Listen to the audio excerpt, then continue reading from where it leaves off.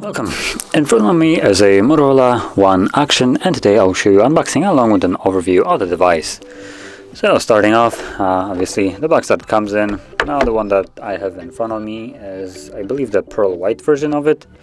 So I'll just open it up, nothing in here, just a flimsy little box.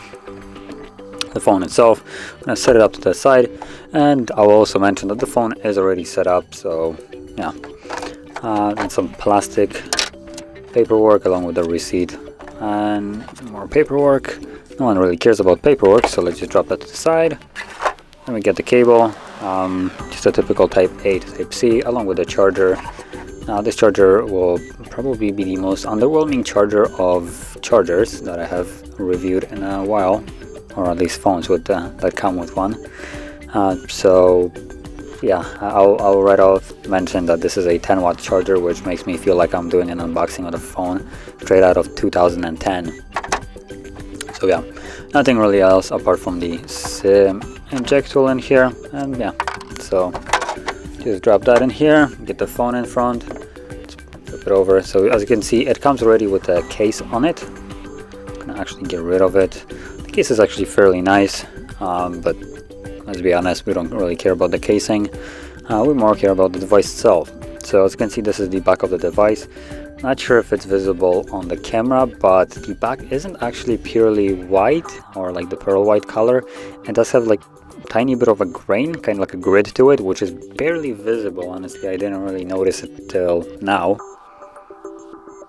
And yeah, no, not sure if you can see that. At least I can't really see on the camera, but yeah, as you can see, that's the back. You do have a fingerprint sensor on the back as well, kind of old style, but then the device was released in 2019, so yeah. Now let me quickly kind of get rid of, at least try to get rid of most of these smudges on here. There we go, that almost worked. So let me turn on the device apparently. There we go. And obviously you can see this gigantic hole punched camera. I mean, this has got to be the biggest hole punch I have ever seen on a phone. It almost, look at that, it's almost the size of the fingerprint sensor. So yeah, now while this is turning on, I'm going to mention the display. So this is a 6.3 inch display. It's a 1080p by 2520 LCD IPS display with a pixels per inch of 432, so just a typical 2020 spec, with an 82.5% screen to body ratio, so fairly decent one, although probably majority of that leftover is the hole punch camera. I mean, that thing is just huge. You can clearly see it right here. So let's unlock it. As you can see, this is the display. Now the display won't be winning any awards here. It's just an IPS display with well, it's already maxed out and it's already underwhelming. So in pure sunlight, this thing will probably be barely visible. But I guess that's the downside of an IPS display and a cheaper price tag for it. And obviously it's a 60 Hz display, not expecting anything better here. It's a budget device altogether, so I wouldn't be expecting much here. Let's also see what kind of Android it's running. So this one is Android 10 version, so that is actually a surprising, nicely surprising surprise that it comes with the Android 10. So you, at the moment, you're getting the best and latest Android at the moment, although I believe there's already Android 11 for specific devices like Pixel, but I have no idea if this will be rolling out to this device. It's probably highly unlikely, but who knows.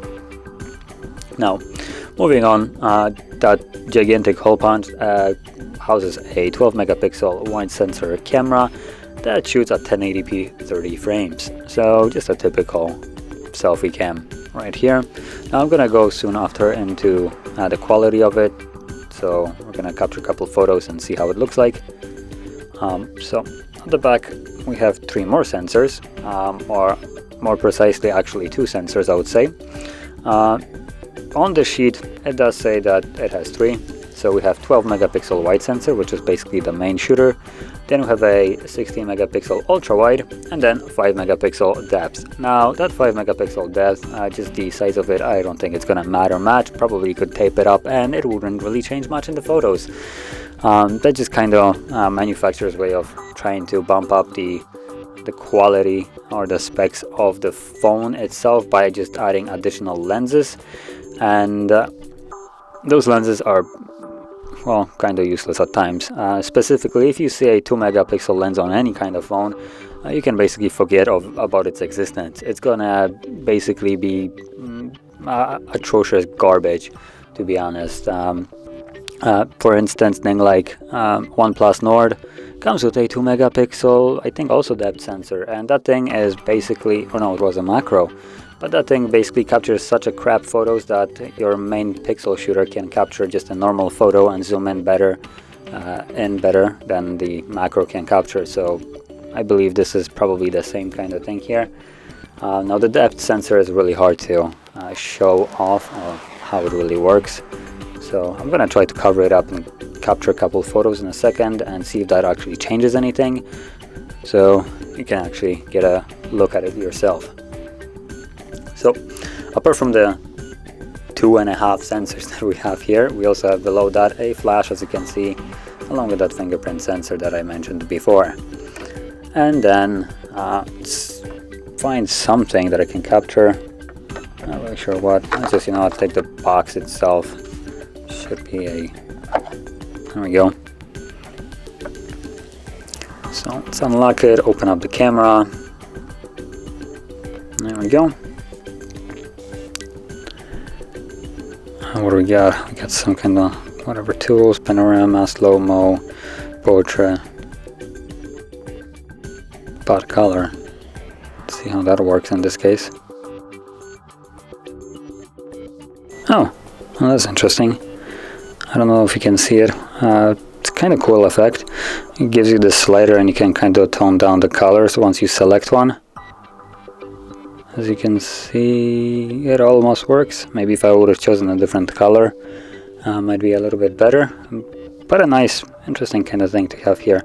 So you basically select a color and then you can tone down everything else around it. Kind of interesting, honestly, not gonna lie. But yeah, going back, so this is just gonna be the main sensor. So I believe this is the 16 megapixel. I also think that the depth sensor is the last one, and that is the smallest one. So I'm gonna, let me first uncover it, make sure that it's all clean, so there's no excuse for it looking blurry.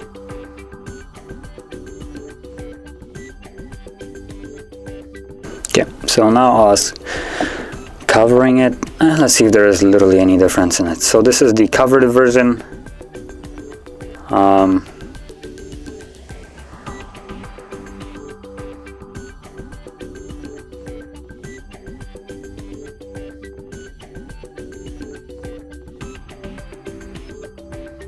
Let me go back to it.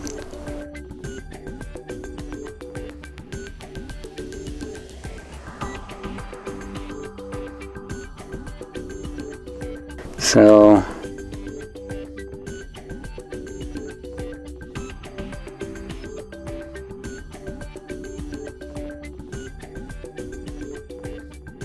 honestly, both of them look exactly the same to me. I was trying to see some differences in the little sticker that is right here, curled up, but in both of them it's blurry, and yeah, as you can see, it basically does the same thing. So this version is the covered depth sensor, and this one is uncovered. And to me, they basically look identical in almost every single way, every angle.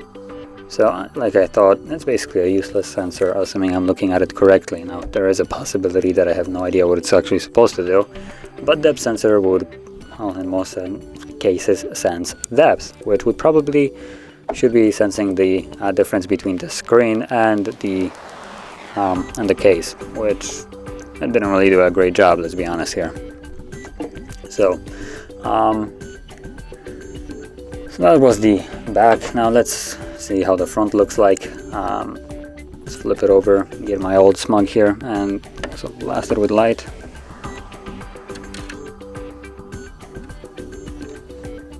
And there we go, that's a little bit better.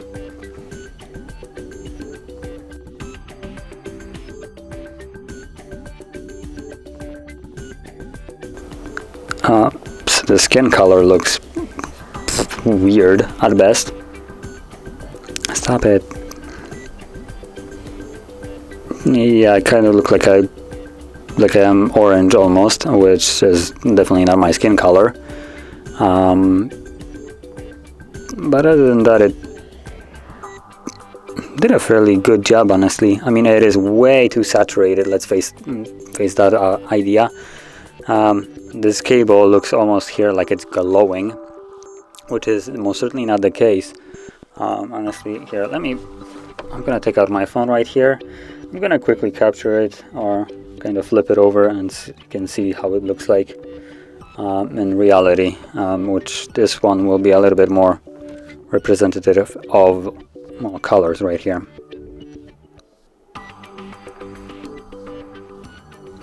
So clearly you can, for instance, see the color, which this is closer to, well, how it actually looks like. It's most certainly not glowing like this. So yeah. So the colors, I don't know, they look like the camera is trying to compensate for something by just saturating everything to ridiculous amounts, and not sure what that is. I did some weird stuff with lighting. This is the kind of like the foam padding that is all around here, but for some reason it's weirdly lit up, which it should be basically the same color as everything else, so I'm not really sure what was that happening here. And yeah, obviously the colors of it are just kind of just unusable in my opinion. The amount of saturation here is a little bit too extreme. Now actually let's, in this case, see if the background captures anything remotely as hideous as this. So see, now this will be probably harder because I want to capture myself again. So let's turn on a timer. 3 seconds should be good enough. I'm not looking for anything special here. I'm not gonna win any beauty awards here.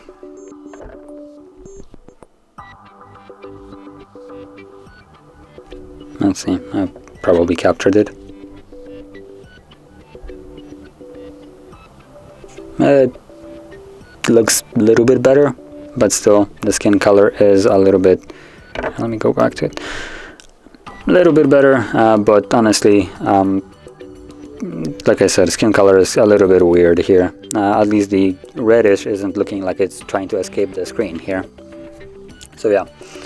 Moving out of the camera department, which is mediocre at best, if not even less, we can go to the specification of the device. So the phone comes with an Exynos 9609 and only one variant of basically specs, which is 128 gigabytes of storage along with 4 gigabytes of RAM. Now you don't have any other choices apart from that. It does have an expandable storage, so you don't have to worry about running out of it, at least in certain cases. So you can slap in an SD card and expand the storage by probably 500 to like terabyte of storage. So that is really nice. Now when it comes down to storage, it comes with a UFS 2.1, which is, well, for a budget device it's decent. That's what I'm gonna say. It's not the best, but for $200 I'm not gonna be complaining about it. And then we have 3500 milliamp hour battery, which is a fairly decent for a display like this and processor of this range. I think the battery should be well good enough. The thing that I do have a problem though with is the 10-watt charger. Now this thing is just god awful.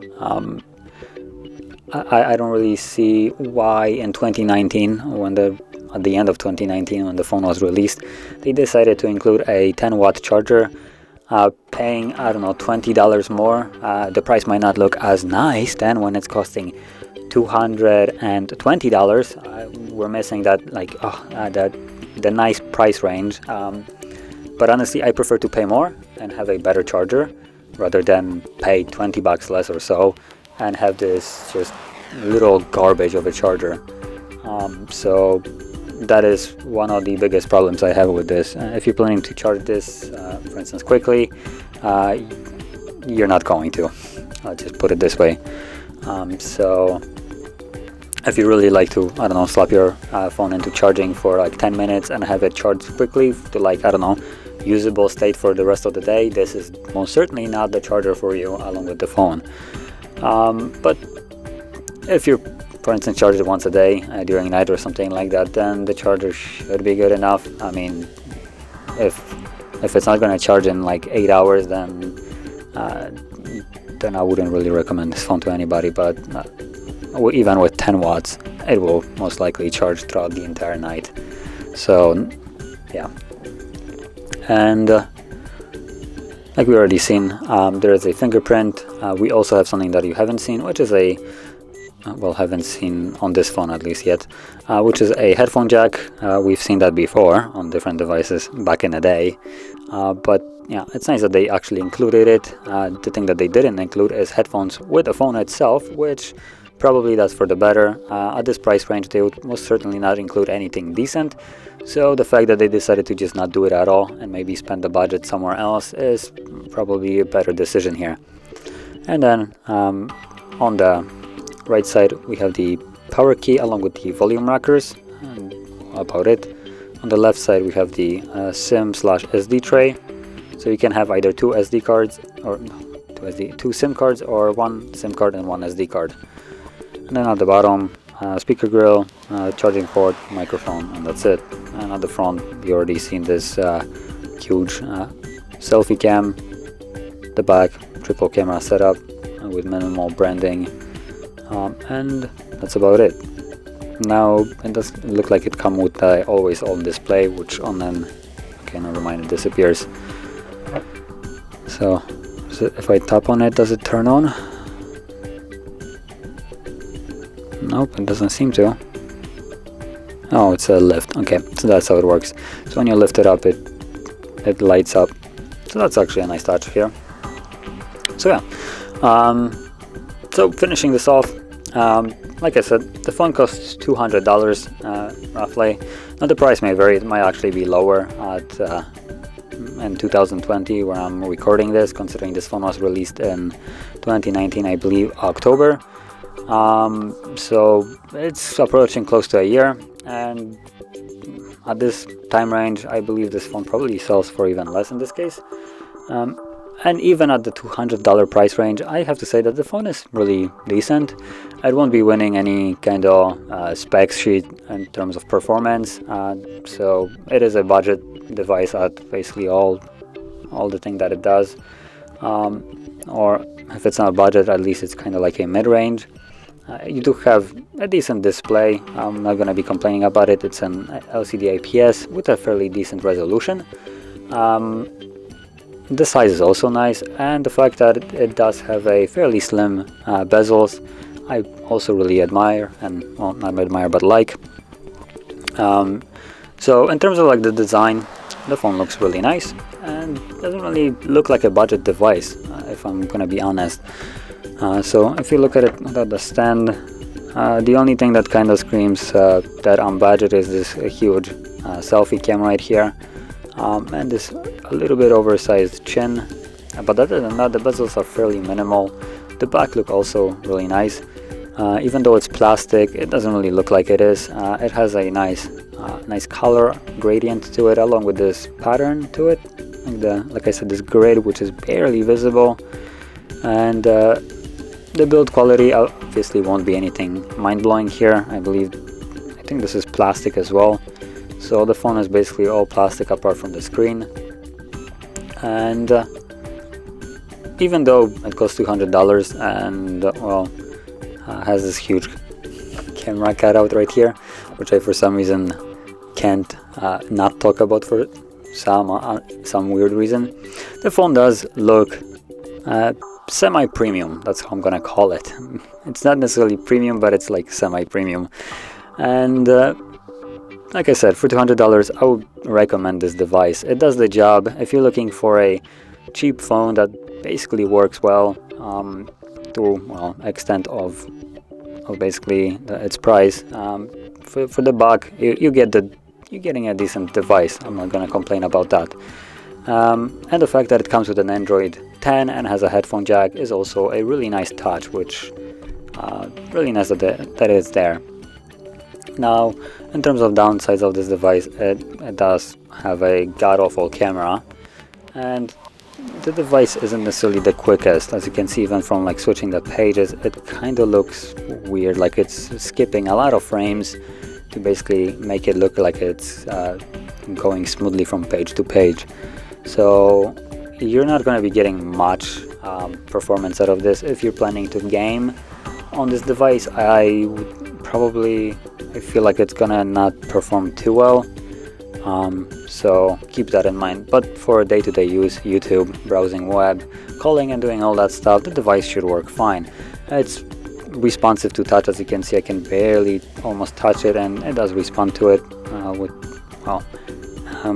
it does come with a protection on it as well, and yeah, it looks nice. So to finish it off, again, I would recommend this device if you're looking for a semi-cheap option of a phone and not planning to capture a lot of photos with it.